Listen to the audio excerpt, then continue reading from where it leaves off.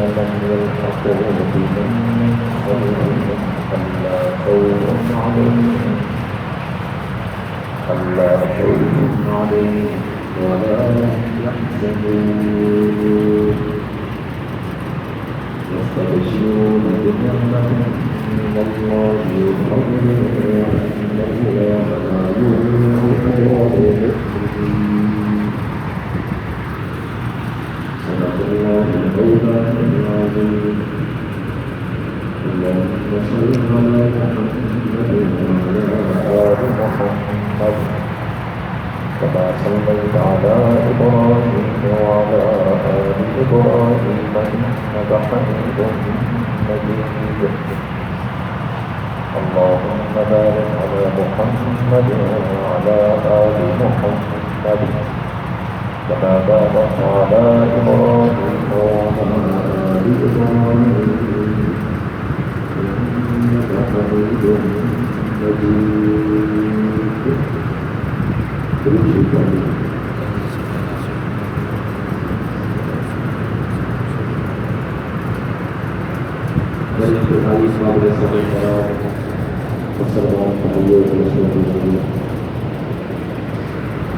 آپ حضرات کے سامنے ہمارا نمبر 4 سے سورہ آل عمران کی آیات 169 70 اور 71 تلاوت کی گئی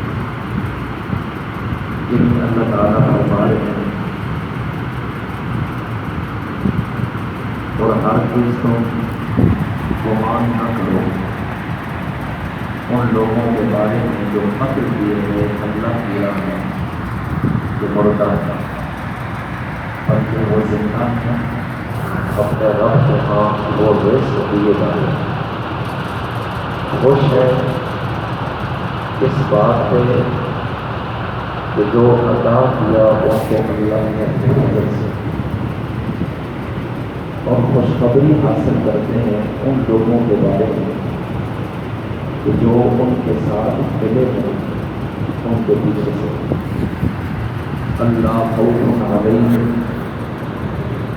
اور خوشخبری حاصل کرتے ہیں اس بات پہ کہ کوئی خوف نہیں ہوگا ان پر تو نہ وہ پریشان ہوگا وہ بشارت حاصل کرتے ہیں اللہ کی نعمت اور فضل کے نتیجے میں اور یقیناً اللہ نہیں ضائع کرتا ہے ایمان والوں کا اجر میرے عزیز دوستو ان آیات طیبات میں شہادت کے متعلق اللہ تعالیٰ نے یہ بات سمجھائی ہے کہ یہ سعادت ہے نعمت ہے اور فضل ہے اور جس کو یہ منصب مل جاتا ہے اللہ تعالیٰ کے ہاں اس کا مرتبہ بلند ہو جاتا ہے ظاہراً وہ قتل ہو گیا اس کی روح بھی تھی جسم کٹا خون نکلا نبض ٹھہر گئی سانس رک گئی دیکھنے والا یہ سمجھ رہا ہے کہ یہ مر گیا اور بیٹھ گیا اس سب کچھ کے باوجود اللہ فرما رہا ہے کہ ہر چیز اس کو مردہ خیال نہیں کرنا بلکہ اس کو زندہ سمجھنا ضروری ہے اس لیے امت کا یہ عقیدہ ہے کہ شہید زندہ ہو جائے اگرچہ جنازہ اس کا پڑا کفن دفن تجویز تکفین کے مرنے سے گزرا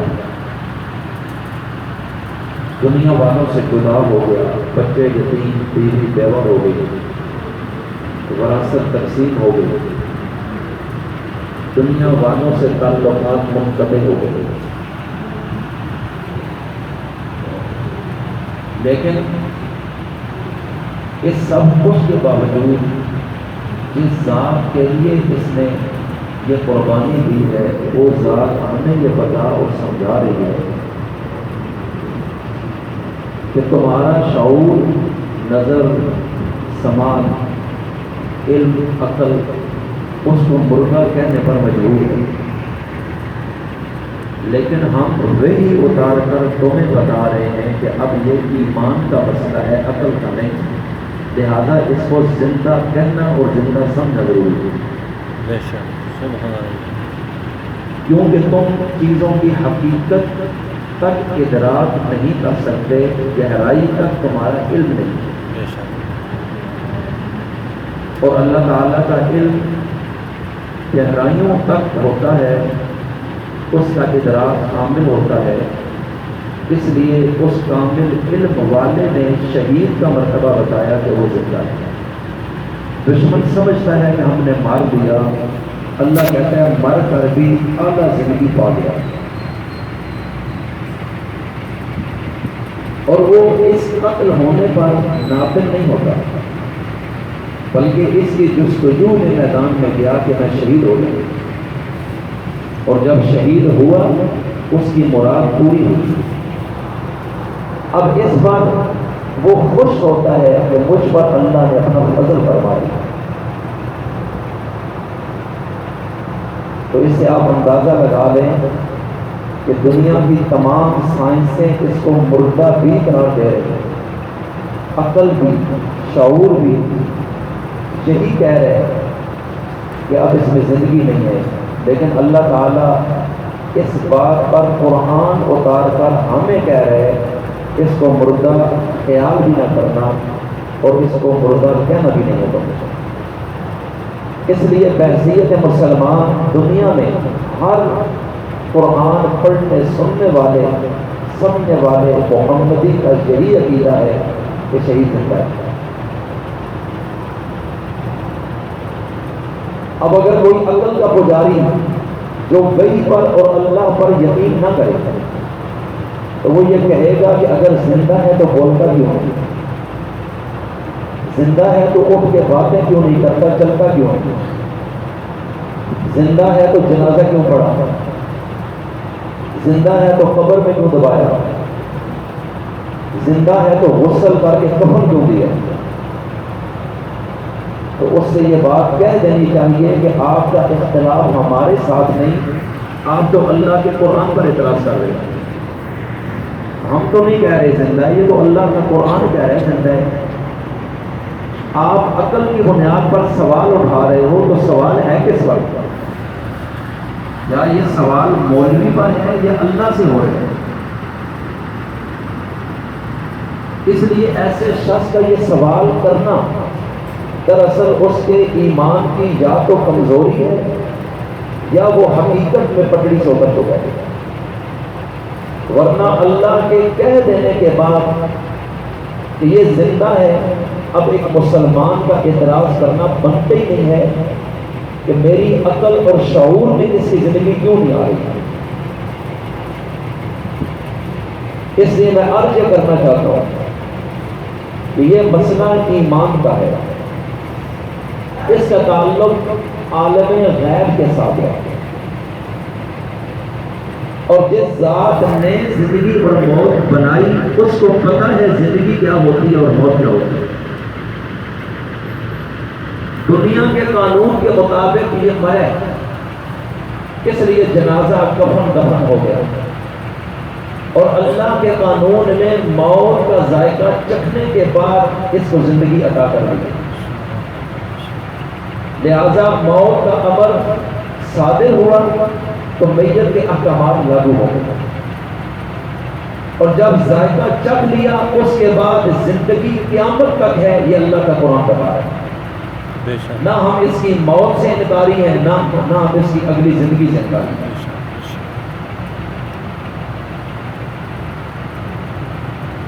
اور قرآن کریم میں 2 مقامات پر اللہ تعالیٰ نے اس مسئلے میں وضاحت کی ہے۔ پارہ نمبر 2 میں سورہ بقرہ کے اندر، پارہ نمبر 2 کا رکوع نمبر 3 ہے، اس میں آیت نمبر 154 ہے، اس کا ترجمہ ہے، اور مت تم کہو ان کو جو قتل کیے جائیں اللہ کی راہ میں اموات، کہ وہ مردہ ہیں، حالانکہ قتل بھی ہو گیا ہے، اللہ کہتا ہے مردہ مت ہو، بل احیاء، بلکہ زندہ کہو. تو شہید کو زندگی دینے والا کون ہے؟ اللہ. اب ایک بندہ یہ سوال کر رہا ہے، اس سے پوچھو تم ثابت کیا کرنا چاہتے ہو؟ کیا یہ باور کرانا چاہتے ہو کہ اس کو ہم مردہ کہہ دیں؟ موت کا ذائقہ چکھا، میت کے احکامات لاگو ہوئے، کفن دفن سب کچھ ہو گیا، اللہ کہتا ہے زندہ ہے. دنیا کے حساب سے میت ہے، لیکن اللہ کے علم میں اور فزیکلی اس کو زندگی ہے جو ہمیں نظر نہیں آ رہی. اب ذرا توجہ کیجیے اس میں. وَلَٰكِن لَا تَشْعُرُونَ. تو یا اللہ نظر تو مردہ آ رہے ہیں، جسم کے ٹکڑے ہو گئے، رات کو بم دھماکہ ہوا، کئی ساتھی شہید ہو گئے، اللہ ان سب کے درجات بلند کرتا. آمین. تو پرخچے اڑ گئے، گوشت ہڈیاں بکھر گئیں، میت کے اعضاء بھی پورے مل نہیں رہے، آگ میں جل گیا. اور ہم تو یہ دیکھ رہے ہیں کہ یہ حقیقت میں مردہ ہے. تو ہمارا دیکھنا، ہمارا سننا، ہمارا چیک کرنا نبض، اس کی سانس رکنا، تو ہمارا شعور، آنکھ ناک کان، ان چیزوں کے ذریعے جو علم عقل میں آتا ہے اس کو شعور کہتے ہیں. تو ہمارا شعور تو یہ کہہ رہا ہے کہ یہ مر گیا ہے، مردہ ہے. اب یہ مرے تو مردہ ہے، اب اس میں زندگی کوئی نہیں. اللہ کہتا ہے وَلَٰكِن لَا تَشْعُرُونَ. میں کہہ رہا ہوں کہ جو اللہ کے راستے میں قتل کیا جائے اس کو مردہ نہ کہنا بلکہ زندہ کہو. وَلَٰكِن لَا تَشْعُرُونَ. لیکن تمہارا شعور سمجھ نہیں رہا. تو اللہ نے شعور کی نفی فرمایا. اگر یہ شعور یہ کہتا ہے لیکن تم نے شعور کے پیچھے نہیں چلنا، تم نے وحی کے پیچھے چلنا. بے شک. خلیفہ چہاروں داماد پیغمبر حضرت سیدنا علی بن ابی طالب رضی اللہ تعالیٰ عنہ سے ایک بندے نے پوچھا ایمان کیسا ہوتا ہے؟ کہا کہ آپ نے اپنے نبی سے سنا جنت ہے، جہنم ہے، حشر ہے، فرشتے ہیں، میزان ہے، پاس و نشور ہے.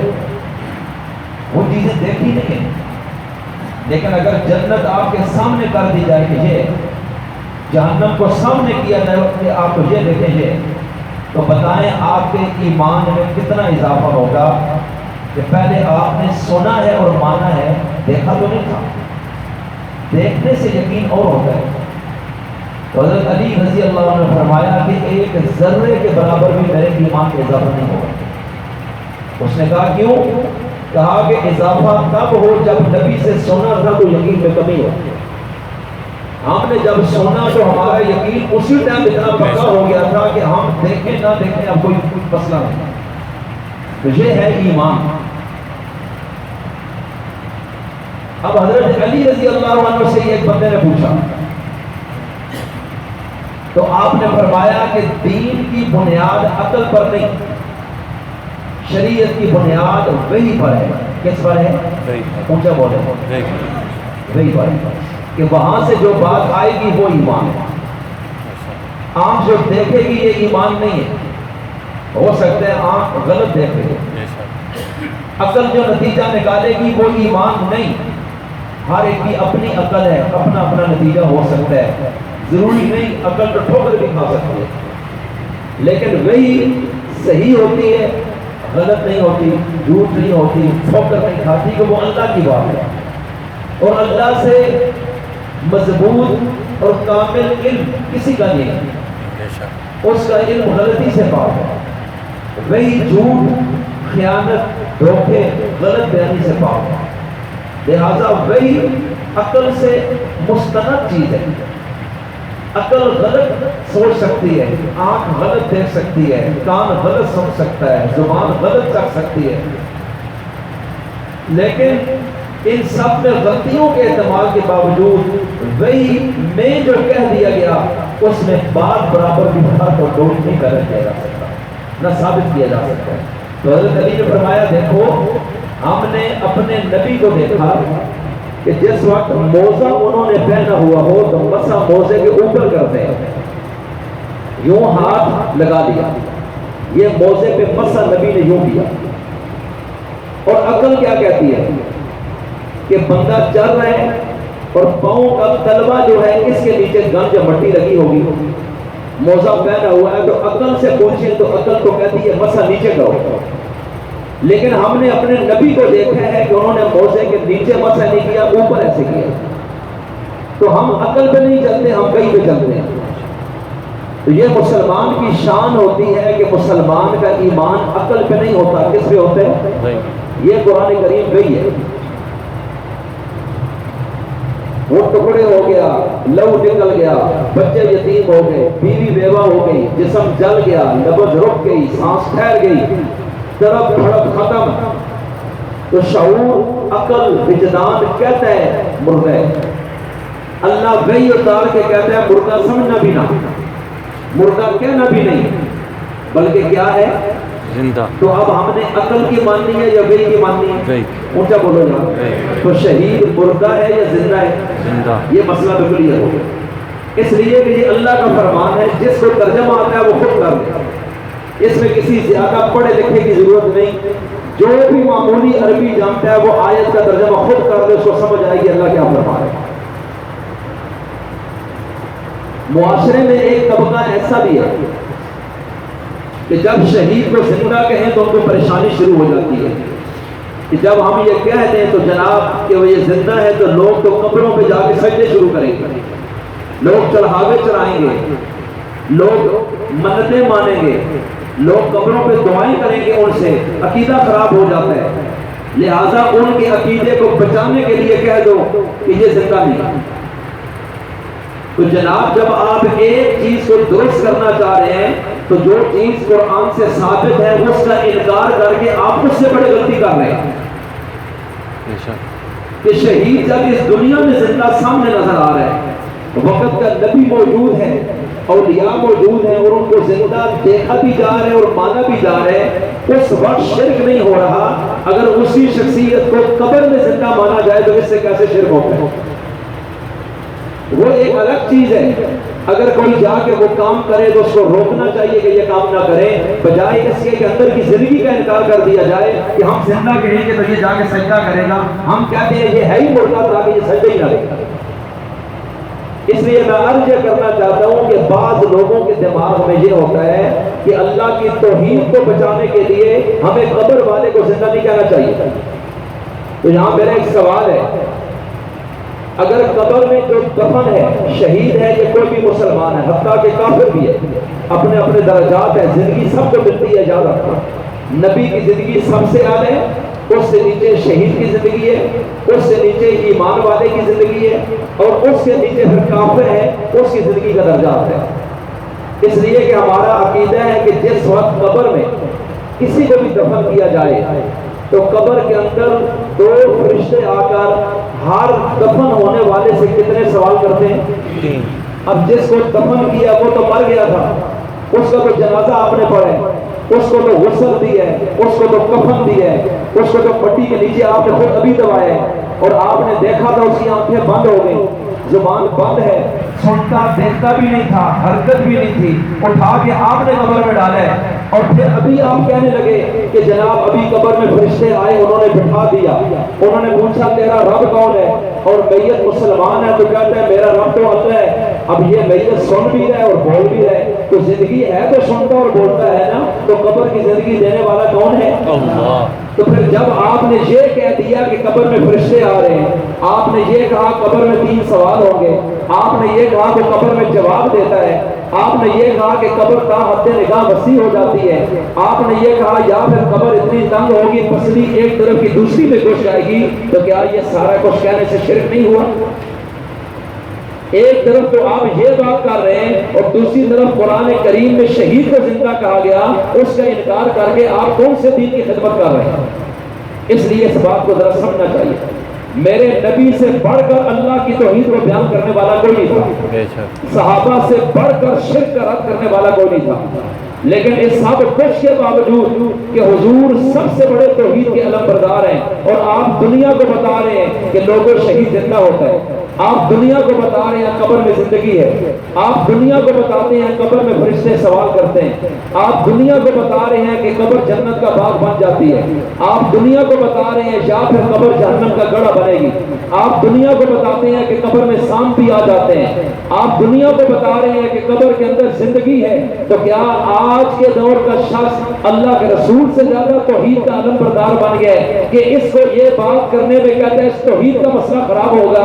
تو رسول اللہ جنہوں نے توحید کا سبق دیا ہے، جب وہ یہ مسئلہ بیان کر رہے ہیں، ان کے دماغ میں تو یہ چیز نہیں آئی کہ صحابہ تازے تازے شرک کے ماحول سے نکلے ہیں، لہٰذا ان کو کیوں بتاؤں کہ قبر میں زندگی ہوتی ہے؟ اس لیے یہ ہماری اختراع ہے، اسلام ایک اور چیز ہے، ہماری عقل ایک اور چیز ہے، اس لیے کسی کی باتوں میں آنے کی ضرورت نہیں۔ اللہ کا رسول بھی سچا ہے، اللہ کا قرآن بھی سچا ہے، اللہ بھی سچا ہے۔ مجھے بتاؤ سب کو موت دینے والا کون ہے؟ اور قبر میں سب کو زندگی دینے والا کون ہے؟ بس بات ختم ہو گئی۔ میرے نبی نے اپنے بارے میں اور ہر نبی کے بارے میں فرمایا ہے الانبیاء احیاء فی قبورہم یصلون، کہ تمام کے تمام نبی اپنی قبروں میں زندہ ہیں اور نماز پڑھتے ہیں۔ یہ حدیث رسول ہے، یہ اللہ کے رسول کا فرمان ہے۔ آج بھی روزے رسول پہ یہ حدیث لکھی ہوئی ہے۔ میں عرض یہ کرنا چاہتا ہوں درجنوں کتابوں میں یہ حدیث موجود ہے۔ ہمارے باپ دادا بھی ابھی پیدا نہیں ہوئے تھے، اس وقت صدیوں پہلے محدثین نے یہ حدیثیں کتابوں میں لکھی تھیں۔ آج سے 1000 سال پرانے حدیث کے ذخیرے اٹھائیں، اس میں بھی یہ حدیثیں موجود ہیں۔ امام بہقی نے اپنے دور میں یہ چیزیں لکھی ہیں، اس سے پہلے کے محدثین نے لکھی ہیں، اور صدیوں سے امت پڑھتی چلی آ رہی ہے، اور امت کا یہ عقیدہ ہے، اور کبھی کسی کو شرک کا شبہ لائق نہیں ہوا۔ اس لیے میں عرض کرنا چاہتا ہوں اللہ کا قرآن کہتا ہے شہید زندہ ہے، اور نبی کی حدیث کہتی ہے کہ پیغمبر بھی قبر میں زندہ ہے۔ تو ہمارا عقیدہ کیا ہے کہ موت کے بعد شہید اور نبی قبر میں زندہ ہوتا ہے یا مردہ ہوتا ہے؟ اب اگر کوئی کہے کہ نظر کیوں نہیں آتا، زندہ ہے تو باہر کیوں نہیں آتا؟ بچہ ماں کے پیٹ میں 4 مہینے بعد زندہ ہے تو باہر کیوں نہیں آتا؟ اب یہ سوال ہم بھی کریں تو کیا جواب دے گا؟ بھائی ہر چیز کا ایک وقت ہے، اللہ نے جس کو جہاں رکھنا ہے اس میں وہیں رہنا ہے، تیری مرضی سے اچھل کے اس نے قبر سے باہر نہیں آنا ہے۔ اس جہان میں بھی زندگی ہے، میدان حشر میں بھی زندگی ہوگی۔ قبر کی زندگی ماں کے پیٹ کی طرح ہے، چھپی ہوئی زندگی، جیسے ماں کے پیٹ میں پانی کا قطرہ گیا، 4 مہینے میں جسم بنا، 4 مہینے بعد روح اس میں ڈلی، اب یہ زندہ ہے۔ 5 مہینے زندہ رہ کر ماں کے پیٹ میں رہا، لیکن ہمیں نظر نہیں آ رہا، ہم اس کو دیکھ نہیں سک رہے، لیکن سائنس کہتی ہے وہ زندہ ہے، ماں کہتی ہے کہ حرکت ہے، اندر بچہ زندہ ہے۔ تو آپ کہیں نا اگر زندہ ہے تو باہر کیوں نہیں آتا؟ زندہ ہے تو چلتا کیوں نہیں ہے؟ زندہ ہے تو بولتا کیوں نہیں ہے؟ یہ بیوقوفوں کی باتیں ہیں۔ اس لیے میں عرض یہ کرنا چاہتا ہوں کہ ماں کے پیٹ میں چھپی ہوئی زندگی تھی، جس کے پیٹ میں تھی اس کو پتہ چل رہا ہے کئی چیزوں سے کہ بچہ حرکت میں ہے، باہر کا بندہ نہیں، لیکن اس پر اعتماد کرتے ہیں، یا پھر الٹرا ساؤنڈ بتا رہے ہیں کہ بچہ اندر ہے، ڈاکٹر پر اعتماد کر رہے ہیں، وہاں تو عقل کوئی نہیں لڑاتا۔ اور پھر جب ماں کے پیٹ سے آئے دنیا کے پیٹ میں ہر ایک کی زندگی ہم نے دیکھی، چل رہا ہے، بول رہا ہے، کھا رہا ہے، پی رہا ہے، لڑ رہا ہے، سو رہا ہے، جاگ رہا ہے، ہم دیکھ رہے ہیں تو ہم کہتے ہیں یہ زندہ، وہ زندہ، یہ زندہ۔ اب جو ہی اللہ نے موت کا ذائقہ چھکایا قبر میں چلا گیا۔ یہ قبر کی زندگی قیامت تک ماں کے پیٹ کی طرح اب یہ چھپی ہوئی زندگی ہے۔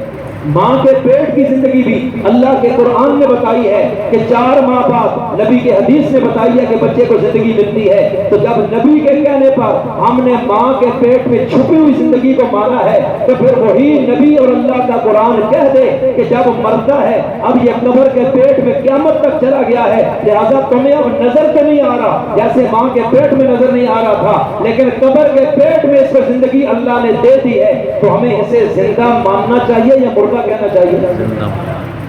میرا اگلا سوال ہے، آپ قبرستان میں جاتے ہیں، آپ پوچھیں مولانا صاحب نبی علیہ السلام قبرستان میں جاتے تھے تو کیا کرتے تھے، حدیثیں کیا کہتی ہیں؟ اب وہ کہے گا حضور قبرستان میں، ان سے پوچھیں قبرستان میں جانے کی دعا کیا ہے، وہ کہے گا السلام علیکم یا اہل القبور، یہ دعا ہے، یہ سلام ہے۔ اے قبر والوں تم پر سلامتی ہو۔ میں عرض کرنا چاہتا ہوں اب جب آپ نے سلام کیا تو سلام وہی کرتے ہیں جہاں سے آپ کو یقین ہو کہ وہ سن رہا ہے اور وہ جواب بھی دینے پر قادر ہے، ورنہ آپ نے لاؤڈ اسپیکر کو کبھی سلام نہیں کیا کہ یہ لوہا ہے یہ تو سن نہیں سکتا، یہ مٹی ہے پلر، اس کو سلام کبھی نہیں کیا۔ اور قبر میں چلے گئے، آپ نے مٹی کو سلام نہیں کیا، قبر کے پتھروں کو سلام نہیں کیا، درختوں کو سلام نہیں کیا، بلکہ آپ کہتے ہیں السلام علیکم یا اہل القبور، اے قبروں والو، یعنی جو قبروں میں چلے گئے میں تمہیں سلام پیش کرتا ہوں۔ اس کا مطلب ہے تمہارا عقیدہ ہے یہ سلام کو سن رہے ہیں، ان تک پہنچا دیا گیا ہے، اور ممکن ہے ان کا جواب بھی آئے، ممکن ہے تم وہ نہ سن سکو کیونکہ وہ جہان اور ہے، یہ جہان اور ہے۔ اگر وہاں زندگی نہ ہو ہمیں سلام کرنے کا حکم کیسے ملا ہے؟ رسول اللہ نے سلام کیوں کیا ہے؟ اس لیے میں عرض کرنا چاہتا ہوں، آئیے بخاری شریف میں ایک حدیث ہے، میں اس کا حوالہ دینا چاہتا ہوں۔ اس وقت میدان بدر میں 70 شخص کفار کے قتل ہو گئے، ابو جہل اینڈ کمپنی وہاں لاشیں پڑی ہوئی ہیں، بدماش تھے، مکہ سے مسلمانوں کو نکالا۔ آج اللہ نے مسلمانوں کو فتح عطا کی ہے، مسلمان رمضان المبارک کی 17 تاریخ کو میدان بدر میں اسلام اور کفر کے اولین مارکے کے فاتح بنے ہیں، 14 مسلمان شہید ہوئے، 70 کافر قتل ہوا، 70 گرفتار ہوا، باقی میدان چھوڑ کر بھاگے۔ تو یہ کئی درجن لاشیں میدان میں پڑی تھی، جن میں ابو جہل سردار مکہ بھی جسم کٹا ہوا، گردن کٹی ہوئی پڑا تھا۔ اب دنیا دیکھ رہی ہے یہ سارے مر گئے، قتل ہو گئے، اب یہ دیکھ بھی نہیں رہے، سن بھی نہیں رہے، ہل بھی نہیں رہے، نبض بھی نہیں چل رہی، سانس بھی نہیں چل رہا، اور ان میں حرکت بھی کوئی نہیں، اٹھ کے بیٹھ بھی کوئی نہیں سکتا، یہ لاشیں بکھری ہوئی ہیں۔ اٹھائیے بخاری شریف، میرے پیغمبر نے وہاں کھڑے ہو کر اب ان لاشوں کی طرف منہ کر کے فرمایا حال وجدتم ما وعد ربکم، ارے بتاؤ جو تمہارے رب نے وعدہ کیا تھا، اگر پرابلم کرو گے تو میں تمہیں سزا دوں گا، کیا تم نے اپنے رب کی بات کا مزہ چکھ لیا؟ آج تمہیں یقین آ گیا کہ میں سچ کہتا تھا۔ اب جب نبی یہ بات کر رہے ہیں اور آگے لاشیں پڑی ہوئی ہیں، اللہ سنا رہے ہیں ان کو، حضرت عمر کھڑے ہو گئے، یا رسول اللہ کیا یہ سنتے ہیں؟ اب یہ کافر ہیں سارے۔ نبی نے فرمایا تم سے زیادہ سنتے ہیں لیکن جواب نہیں دے سکتے، سبحان اللہ، سن رہے ہیں تم سے زیادہ لیکن جواب نہیں دے سک رہے۔ میں کہتا ہوں کیا نبی کو نہیں پتا تھا کہ یہ تو مر گئے ہیں، میں کیوں ان سے بات کر رہا ہوں، یا میری آواز ان کو رب سنا رہا ہے، یا ان کو بھی زندگی ہے، یا رسول اللہ سے بھی زیادہ عقل آ گئی ہے آپ پہ؟ یہ تو بخاری کے اندر کی حدیث ہے۔ اس لیے میں عرض یہ کرنا چاہتا ہوں کہ توحید کے نام پہ قرآن و سنت سے ثابت شدہ عقائد لوگوں کے خلاف نہ کیجیے۔ اس لیے آپ قرآن کریم کو سمجھیں کہ قرآن ہمیں شہید کے بارے میں کیا نظریہ دے رہا ہے۔ دنیا کے حساب سے اس پہ میت کے حکام لاگو ہوں گے کہ عدت کے بعد بیوی اس کی بے شک شادی کرے، وراثت تقسیم ہو گئی ہے، کیونکہ دنیا سے ہمیشہ کے لیے موت کا ذائقہ اس نے چکھا ہے تو نکل گیا ہے۔ جب ذائقہ موت کا چکھا دنیا کے احکام کے لحاظ سے وہ میت ہے اور حقیقت میں وہ میت ہو چکا ہے، لیکن جو ہی ذائقہ چکھا ہے اس کے بعد جو زندگی ملی ہے وہ ہماری عقل میں نہیں آ رہی۔ اب اللہ کہتا ہے میں کہتا ہوں یہ زندہ ہے، تم نے مردہ نہیں کہنا۔ اب جو کہتا ہے نہیں میں تو زندہ نہیں کہتا، تو پھر تو وہ اللہ کے قرآن کو تسلیم نہیں کر رہا، نبی کے فرمان کو تسلیم نہیں کر رہا۔ ان چیزوں کا انکار کر کے اسلام کیسے باقی بچے گا؟ تو شہید زندہ ہوتا ہے یا مردہ ہوتا ہے؟ اور تمام نبی اپنی قبروں میں زندہ ہیں یا مردہ ہیں؟ یہ ہم مسلمانوں کا عقیدہ ہے، اس میں کوئی ڈاؤٹ کی بات نہیں، اور کھل کے اس عقیدے کا اظہار کیا کریں۔ اللہ کے رسول علیہ السلام کی ایک اور حدیث بھی سنیں، میرے نبی نے فرمایا حضرت عیسیٰ علیہ السلام قیامت کے قریب آسمان سے اتریں گے۔ حضرت عیسیٰ اس وقت چوتھے آسمان پہ ہیں۔ کون سے آسمان پہ؟ ابھی ان کو موت نہیں آئی، وہ تو ویسے ہی زندہ ہیں، اس میں اختلاف بھی کوئی نہیں، لیکن جب وہ آئیں گے دنیا میں رہیں گے، شادی کریں گے، ان کے بچے ہوں گے، پھر ایک زمانہ زندہ رہیں گے، پھر وہ موت ان کو آئے گی، پھر نبی کی قبر روزے میں دفن ہوں گے۔ لیکن جب وہ آسمانوں سے آئیں گے دمشق کے اندر ایک بڑی مسجد ہے، اس کے سفید مینار پر فرشتے حضرت عیسیٰ کو لے کر اتریں گے۔ فجر کی نماز کے ٹائم حضرت امام مہدی مصلی پہ کھڑے ہوں گے، اقامت کہہ دی گئی ہوگی، اچانک ایک بندہ کہے گا آسمانوں پر یہ مینار پر کوئی شخصیت بیٹھی ہے بڑی خوبصورت۔ امام مہدی کہیں گے حضرت عیسیٰ آ گئے ہیں۔ جب تک نکلیں گے دیکھیں گے ایک شخص ہے، کالے بال ہیں، زلفیں رکھی ہیں، ان کے چہرے سے ان کی داڑھی سے نورانیت کے ساتھ وہ پانی کے قطرے گر رہے ہیں جیسے ابھی ابھی غسل کیا ہے۔ امام مہدی کہیں گے یہ حضرت عیسیٰ بن مریم آ گئے، اللہ کے فرشتے ان کو اس مینار پہ بٹھائیں گے۔ اب یہ لوگ مسلمان ان کو اتاریں گے اور پہلی نماز امام مہدی مہدی حضرت عیسیٰ کی خواہش پر امت مسلمہ کی امامت کر کے پڑھائیں گے کہ اقامت ہو گئی ہے آپ کے لیے، لہٰذا یہ نماز اب پڑھی جائے گی، اس کے بعد ہر نماز مسلمانوں کی امامت حضرت عیسیٰ خود کروائیں گے۔ تو جب حضرت عیسیٰ دمشق میں آئیں گے، یہ حدیث میں آتا ہے، یہ وحی میں آیا ہے، یہ میری طرف سے نہیں ہے، لیکن پھر حضرت عیسیٰ یہاں سے جب آ کے ملیں گے لوگوں کو اور اپنا یہاں کچھ دن گزار کے ہم سیدھا روضہ رسول پہ مدینہ منورہ میں رسول کائنات کی خدمت میں پہنچیں گے سلام کرنے کے لیے۔ آئیے میں حدیث آپ کو سناتا ہوں، میرے نبی کا فرمان ہے لَيَأْتِيَنَّ عِيسَىٰ عَلَىٰ قَبْرِ، ضرور پہ ضرور، بڑی تاکید کے ساتھ فرمایا لَيَأْتِيَنَّ، آنے والے دور میں ضرور پہ ضرور، یعنی ہر حال میں، عیسیٰ علی قبری، عیسیٰ بن مریم میری قبر پہ آئیں گے۔ یہ اس وقت نبی نے فرمایا جبکہ عیسیٰ آسمانوں پہ بیٹھے ہیں، ابھی بھی نہیں آئے، فرمایا ضرور عیسیٰ میری قبر پہ آئیں گے۔ پھر کیا ہوگا؟ یسلم علیہ، میری قبر پہ آ کے مجھے سلام کریں گے، السلام علیکہ یا رسول اللہ، کہا میری قبر پہ پہنچ کے عیسیٰ بن مریم، نبی تو قبر کے اندر ہے اور عیسیٰ تو قبر کے باہر ہیں، اور کہا کہ عیسیٰ آئے گا اور میری قبر پہ کھڑا ہو کے مجھے سلام کرے گا، تو یا رسول اللہ پھر کیا ہوگا؟ فرمایا لَأَرُدَّنَّ عَلَيْهِ، میں عیسیٰ کے سلام کو سن کر ان کے سلام کا جواب بھی دوں گا۔ تو پیغمبر قبروں میں زندہ ہوتے ہیں یا مردہ ہوتے ہیں؟ یہ ساری حدیثیں ہم کہاں لے کے چلے جائیں؟ سینکڑوں حدیثیں جن میں یہ واضح طور پہ ہے کہ پیغمبروں کو بھی موت کے بعد اللہ زندگی دے دیتے ہیں۔ کافروں کے بارے میں بھی عقیدہ ہے کہ مرنے کے بعد قبر کی زندگی ہے، پھر عذاب ہے یا سزا ہے، لیکن یہ چھپی ہوئی زندگی ہے، وہ الگ بات ہے۔ کافر کی زندگی کمزور ہے، شہید کی زندگی بہت طاقتور ہے، نبی کی زندگی سب سے زیادہ طاقتور ہے۔ اب نبی کی اس زندگی کا اثر اس دنیا میں بھی آ جاتا ہے۔ وہ کیسے کہ نبی کا مال وراثت تقسیم نہیں ہوتا جیسے زندہ کا نہیں ہوتا۔ جس طرح زندہ شخص کی بیوی نکاح میں ہے، آگے نکاح نہیں کر سکتی، اس طرح نبی مر بھی جائے، نبی کی بیوی کسی شخص سے بھی نبی کی موت کے بعد بھی نکاح نہیں کر سکتی۔ یعنی نبی کی اس زندگی کا اثر اس دنیا میں بھی آتا ہے کہ وہ بعد میں بھی لوگ دیکھتے ہیں کہ یہ تو زندہ والوں کے احکام ہیں، یہ تو میت کے احکام لاگو نہیں ہوئے ہیں۔ اس لیے میں عرض یہ کرنا چاہتا ہوں، نبیوں کی زندگی سب سے اعلیٰ ہے، اس سے دوسرے نمبر پہ شہیدوں کی، اس سے نیچے اللہ کے ولیوں کی، اس سے نیچے عام ایمان والوں کی، اس سے نیچے پھر کفار کی زندگی ہے۔ لیکن کافر بھی قبر میں جاتا ہے، سوال اس سے بھی ہوتا ہے، جواب وہ بھی دیتا ہے، عذاب اس سے بھی ہوتا ہے۔ اب اگر اس کے جسم میں زندگی نہیں ہے تو اس کو عذاب دینے کا فائدہ کیا ہے؟ تکلیف تو ہونی کوئی نہیں ہے۔ ایک بندے کو فالج پڑ جائے، آپ اس کو سوئی چبائیں، اس کو کوئی تکلیف نہیں ہے، کیونکہ وہ حصہ مفلوج ہو گئے، اس میں اب زندگی اور سانس نہیں ہے۔ وہ کہتے ہیں مجھے کچھ نہیں ہوتا، آپ ڈنڈے بھی مارے اس کو پتہ نہیں چلتا، لیکن اگر جسم میں زندگی اور سالم ہے اور آپ سوئی چلاتے ہیں تو وہ اچھلتا ہے، کیونکہ یہ زندگی کی دلیل ہے۔ اس لیے میں عرض یہ کرنا چاہتا ہوں، قبر کا عذاب ہو رہا ہے اور اس میں زندگی نہ ہو تو پھر عذاب دینے کا فائدہ اس سے پتہ ہی نہیں چلے گا کہ مجھے کیا سزا ملی ہے۔ اور اگر اس کو ثواب دیا جا رہا ہے اور اس میں زندگی نہیں ہے تو اس کو اس نعمت کی خوشی بھی نہیں ہوگی، اس لیے اللہ اس کا رد کر رہا ہے۔ اللہ کہتا ہے لوگوں، وہ اس دنیا سے نکلا ہے میرے نام پہ گردن کٹا کے، لہذا جو میرے لیے مر جاتا ہے وہ ہمیشہ کے لیے زندہ ہو جاتا ہے۔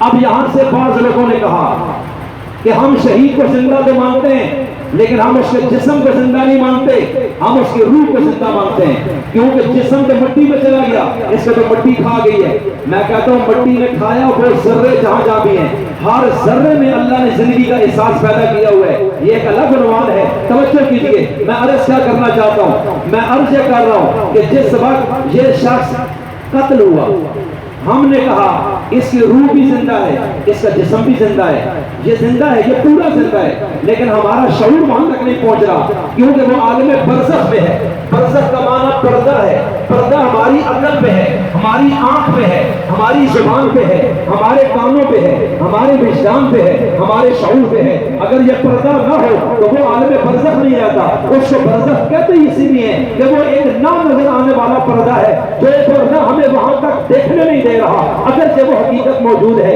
جیسے اس دیوار کے پیچھے کوئی شخص کھڑا ہے لیکن وہ کھڑا بھی ہے، زندہ بھی ہے، بولتا بھی ہے، ہلتا بھی ہے، لیکن میں دیکھنا چاہوں دیکھ نہیں سکتا کیونکہ اگر دیوار کا پردہ ہے تو دیوار کا پردہ جو ہے اس نے مجھے مجبور کر دیا اس بات کی تہ تک پہنچنے سے، اور لیکن وہاں وہاں اس طرف اس کی زندگی ہے. اب میں کہوں اگر وہ زندہ ہے مجھے نظر کیوں نہیں آتا؟ لوگ کہیں گے مولانا صاحب دیوار کا پردہ ہے, آپ پردہ ہٹائیں پھر دیکھیں. میں کہتا ہوں برزخ کا پردہ ہے, وہ عالم برزخ ہے.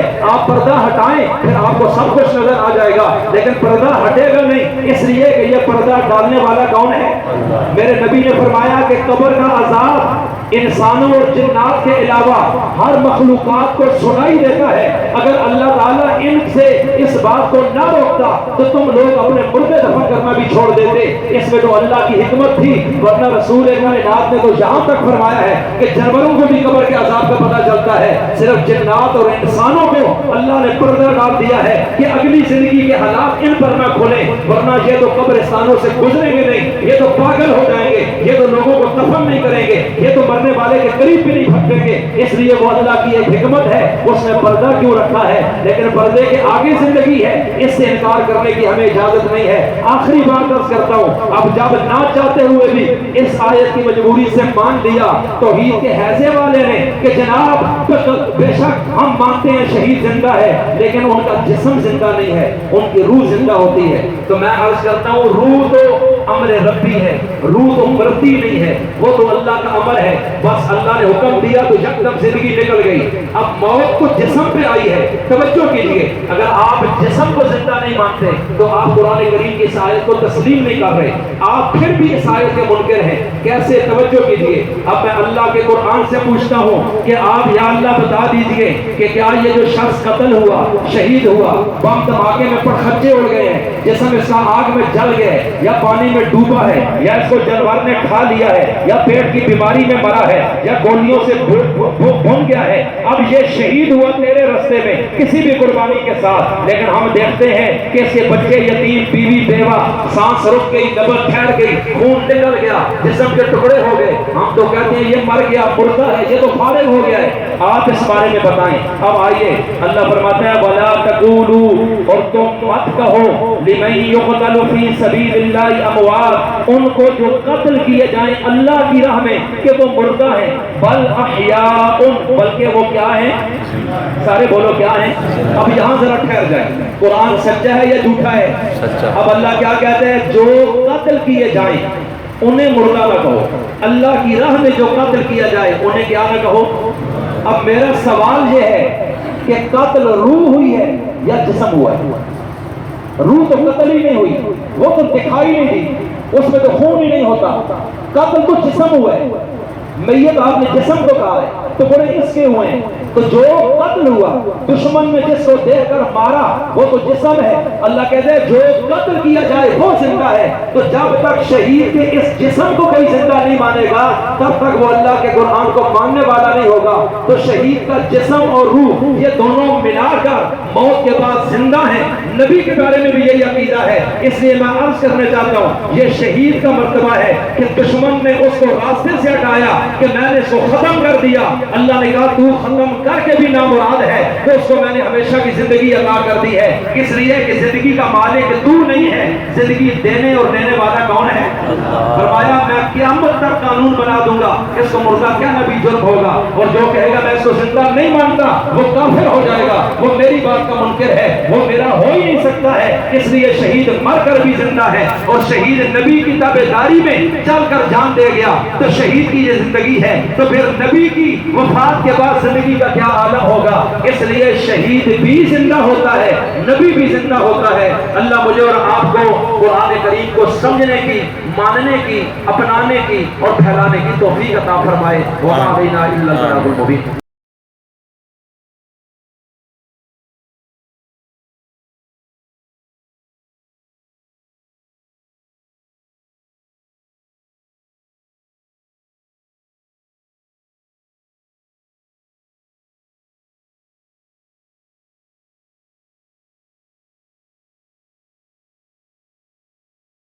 کیونکہ پاگلوں کے لیے یہ دین نہیں آیا. یہ بتا دوں آپ, یہ جو آج کل دیندار لوگ زیادہ تر پاگل نظر آتے ہیں نا, معذرت کے ساتھ باولے والی باتیں کرتے ہیں.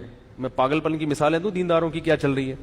کاروبار میں نقصان ہو گیا, کسی نے کچھ کروا دیا, حالانکہ صبح دکان ٹائم پہ کھولی نہیں, جو طور طریقے تجارت کو چلانے کے لیے پبلسٹی پورے طریقے سے کرنا، پبلسٹی اس کی وہ کی نہیں، اس کام کا تجربہ ہے نہیں، کہیں نہ کہیں فالٹ ہوتا ہے، اور الزام کس پہ ڈالتے ہیں؟ کسی نے کچھ، گورا کبھی نہیں الزام ڈالے گا، گورے کو کاروبار میں نقصان ہو گیا وہ سر جوڑ کے بیٹھے گا یہ فالٹ کہاں سے، اس کو دور کرنے کی۔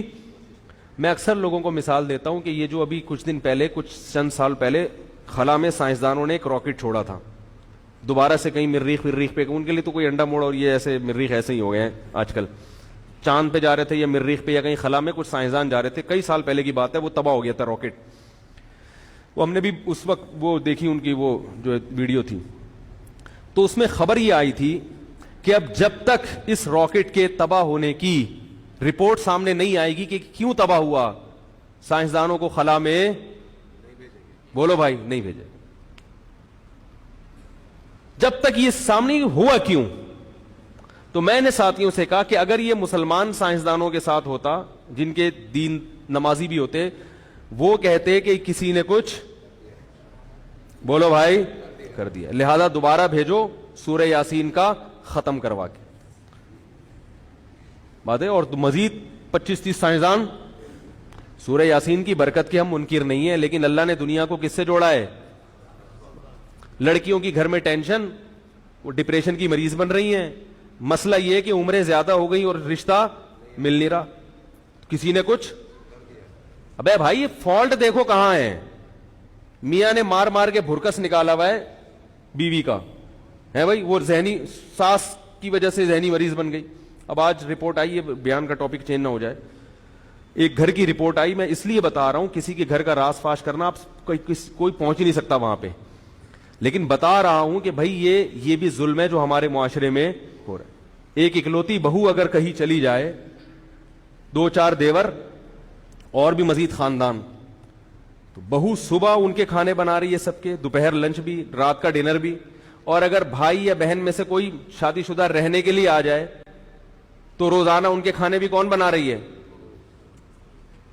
میں نے ان سے کہا یار اگر ایک دن کے لیے کوئی بھابھی آ جائے کہیں سے، چلو ایک دن تو خدمت کر بنتی ہے، آگے پڑ گئی ہے، پھر ان کی ذمہ داری ہے کہ وہ خود کیا کریں، خود پکائیں خود کھائیں بھائی، تو وہ سارا کس پہ؟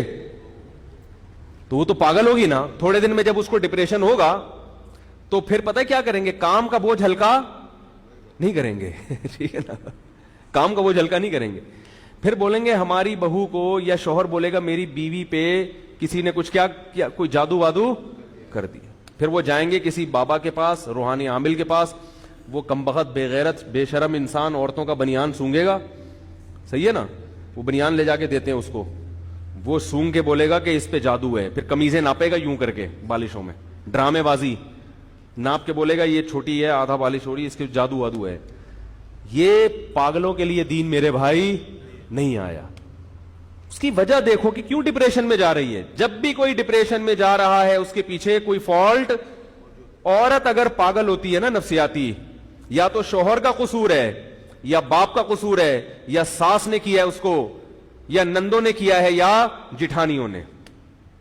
اس کے علاوہ عورت کو پاگل کرنے والا مارکیٹ میں اب تک پیدا بولو بھائی، کیونکہ عورت کا واسطہ انہی سے پڑتا ہے۔